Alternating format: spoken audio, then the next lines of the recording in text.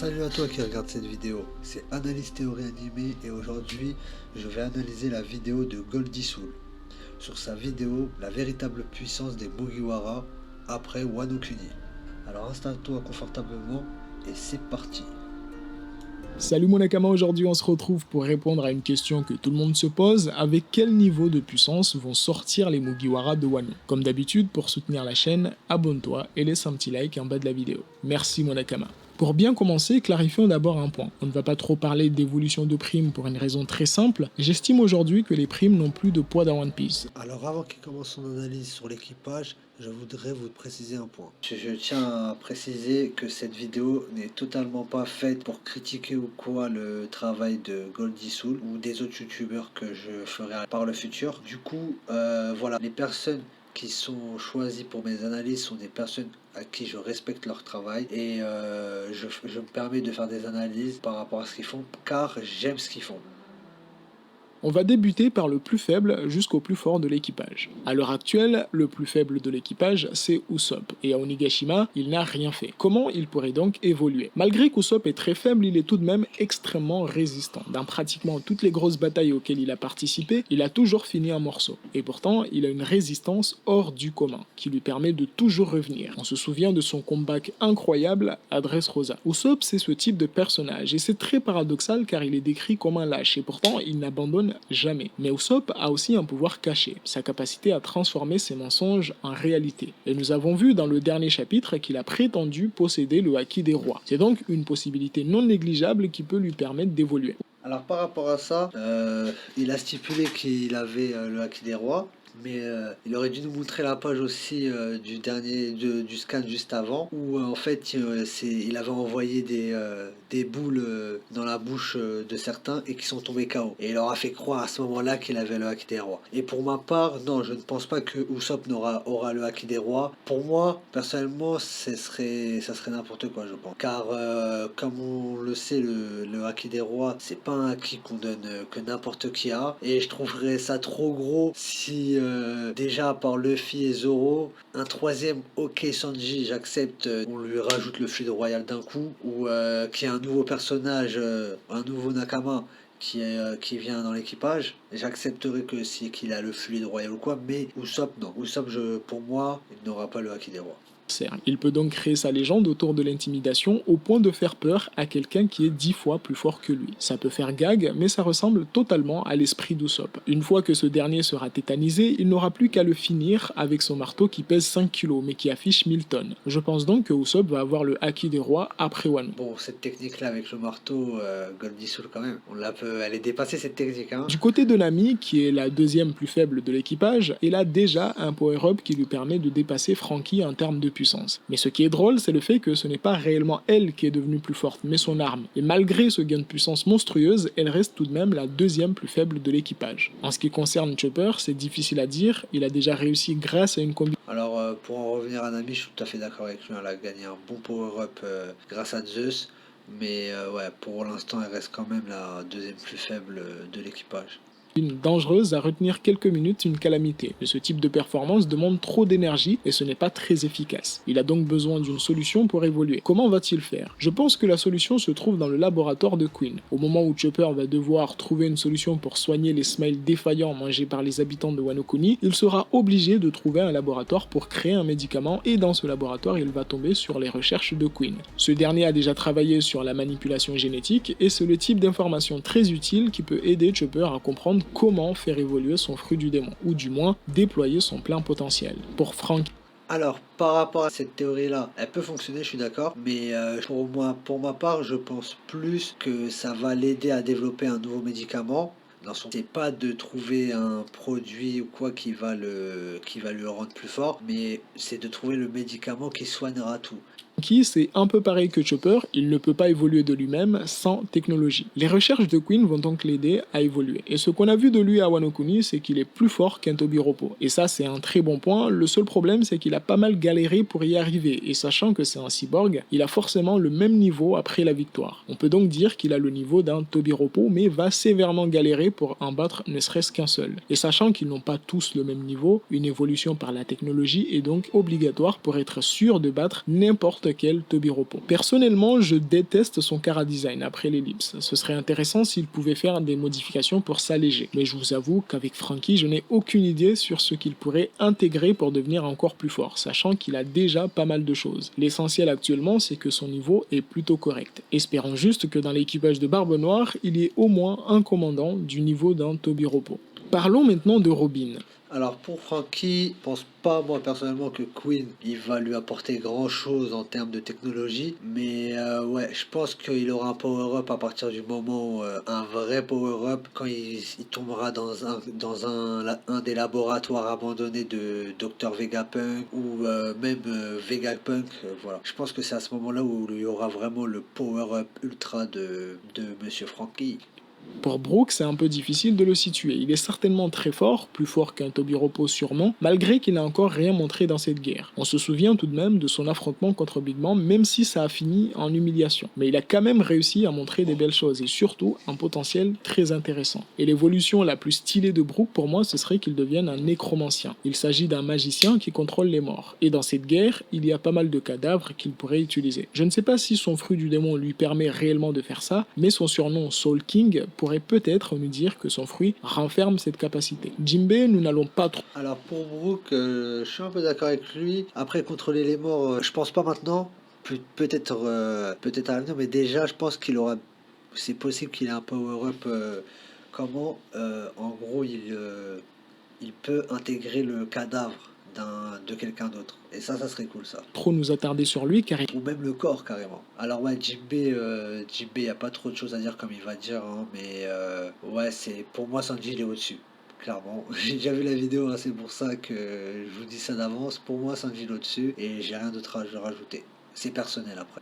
Il est quand même très fort. Il a one-shot Wuzwu sans difficulté, ce qui prouve qu'il est au-dessus du niveau de Tobiropo. Et je dirais même qu'il se rapproche du niveau d'une calamité. Actuellement, je le place en 3e position des membres les plus puissants de l'équipage. Une place qu'il ne va pas garder trop longtemps car Sanji arrive très fort. Et justement en parlant de Sanji, quel est son niveau actuel? Sanji pour moi est juste en dessous d'une calamité et en dessous de Jinbei. Mais on l'a vu dans les derniers chapitres, il a un potentiel caché qui va lui permettre de récupérer sa place de 3e homme le plus fort de l'équipage. Il n'y a pas de doute là-dessus. Mais peut-être ce qu'il y a à développer, c'est de comprendre pourquoi actuellement Jinbei est au-dessus de Sanji. Parlons d'expérience. Jinbei a plus d'expérience que Sanji, il a un acquis de l'armement plus entraîné que celui de Sanji, il contrôle l'eau, là où Sanji contrôle le feu, Jinbei a participé à la guerre de Marineford, et on a vu le nombre de monstres de puissance qu'il a stoppé pour Luffy. Dégâts que... Alors par rapport à l'expérience, je suis tout à fait d'accord avec lui, hein. Il n'y a pas à photo, Jinbei a 3 fois plus d'expérience que Sanji, et Zoro réunis.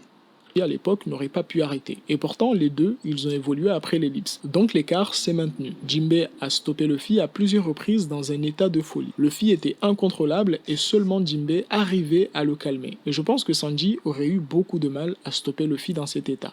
Alors pour moi, non, pour moi, Sanji, il aurait même été mieux placé que Jinbei pour ça, mais Oda a décidé de mettre Jinbei déjà pour l'intégrer dans un peu l'émotion de l'équipage, tout ça. C'est-à-dire déjà que pour le spectateur, il intégrera plus facilement l'équipage de Luffy. Voilà, on est plus penchant. Il a aidé Luffy quand c'était la Grande Guerre. Il l'a protégé, sinon il serait mort aussi avec Ace. Il a protégé Luffy aussi pendant Big Mom. Ok, les gars, ça je suis d'accord. Mais par contre, dire qu'il était mieux placé, ça je suis pas d'accord parce que Sanji ça reste un des premiers de l'équipage, hein, les gars, faut pas l'oublier. Et clairement, il aurait fait un petit repas. Je rigole, mais voilà, ça serait mieux passé, je pense.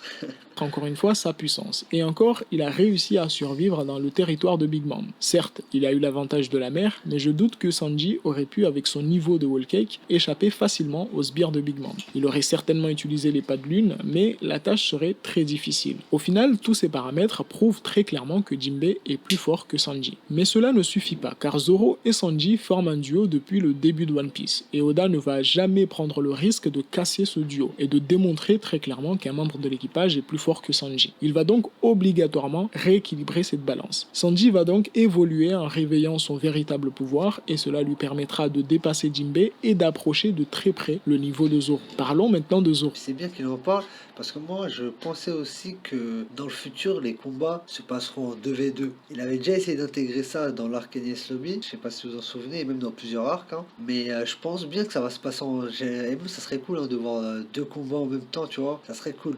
Parce que par exemple, à part Luffy, bien sûr, Luffy qui affrontera Capitaine, mais en gros, ça serait par exemple, Zoro et Sanji, ou Usopp Nami, vous comprenez?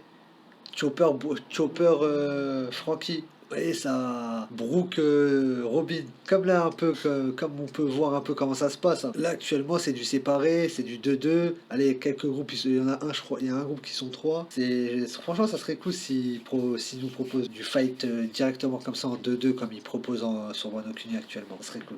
Zoro est le membre de l'équipage qui a confirmé qu'il a le potentiel d'une calamité. Il peut facilement faire jeu égal contre King, avec Enma qui est une arme très puissante qui permet de déployer de grandes quantités de haki de l'utilisateur. Zoro sera capable, s'il maîtrise ce sabre, de déployer encore plus de puissance. Il y a aussi des soupçons de haki des rois de son côté, et vous le savez très bien, dans One Piece, quand il y a soupçon, il y a confirmation. Donc Zoro va avoir aussi le haki des rois, ce qui augmentera encore plus sa puissance. Et selon moi, Zoro ne sera pas loin du niveau amiral à la fin de Wano Kuni. Et pour finir les analyses individuelles, après, ouais, amiral, quand même, les amiraux, faut les respecter. Je pense pas après Wano Kuni il pourra se faire Akainu, hein, je vous le dis, hein.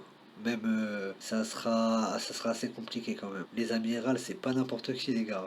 Faut surtout pas les sous-estimer, moi je vous le dis. On va être surpris même, hein. Parce que dites-vous que c'est... à part les amirals, le reste, ça c'est de la merde, hein.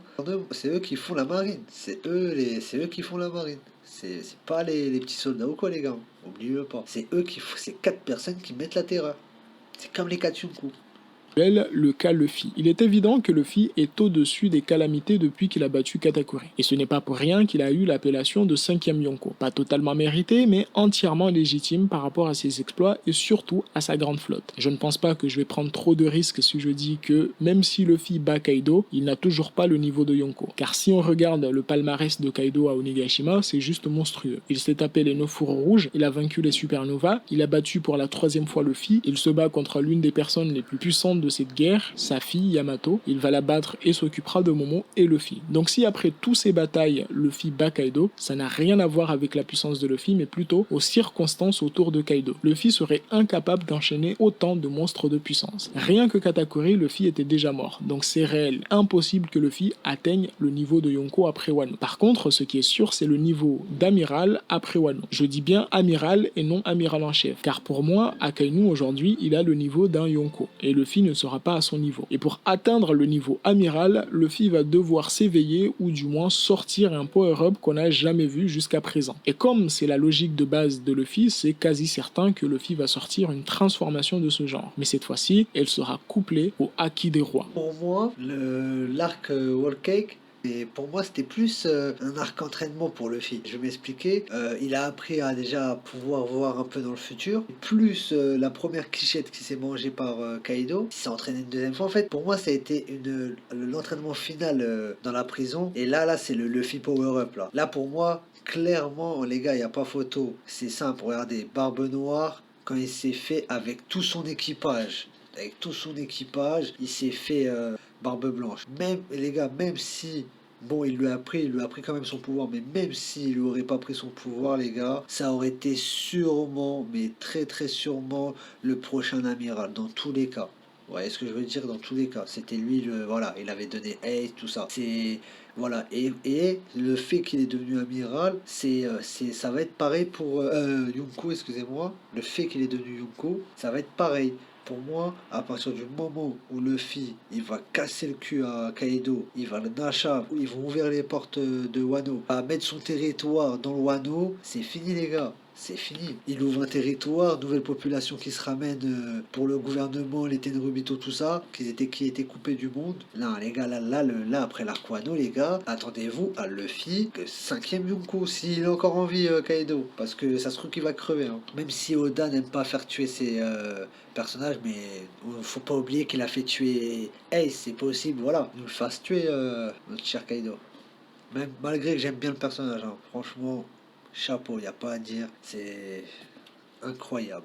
Donc pour conclure, l'équipage dans sa globalité est très fort. Avec le gain de puissance de Nami, le potentiel éveil de Haki des Rois pour Zoro et Usopp, le pouvoir caché de Sanji, la forme monstrueuse de Robin, le potentiel caché de Brook, l'expérience de Jinbei, l'éveil de Luffy et la technologie de Queen pour Franky et Chopper, annoncent un équipage redoutable. On sous-estime les Mugiwara, mais en réalité, ils sont très forts. Après Wano Kuni, l'équipage de Luffy deviendra le deuxième équipage le plus puissant au monde. Et ça, c'est incroyable. Et je pense que la confirmation de ce nouveau statut va se faire à Elbaf. Comme il n'y aura pas de Yonko, ce sera l'occasion pour les Mugiwara de confirmer. Tout comme ils ont confirmé leur évolution après 2 ans sur l'île des Hommes Poissons. Et ça, je l'attends avec impatience. Alors pour moi, les gars, l'équipage ne mérite pas encore la place du deuxième meilleur équipage du monde de One Piece. Bah déjà, faut pas oublier Shanks, faut pas oublier Barbe Noire, ça fait déjà 2.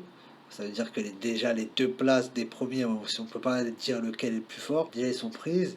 Après les gars, il y a Big Mom. Moi franchement, si Oda fait battre Kaido avant Big Mom, c'est que Big Mom, c'est un problème. Là, peut-être on la voit en second plan, parce que c'est pas son arc. Vous voyez, elle est là en mode, elle fout le dégât, là, voilà. Mais sinon, la base là, c'est Luffy, Kaido. Mais pour moi, s'il l'a mis en deuxième, c'est pas pour rien du tout, le Oda.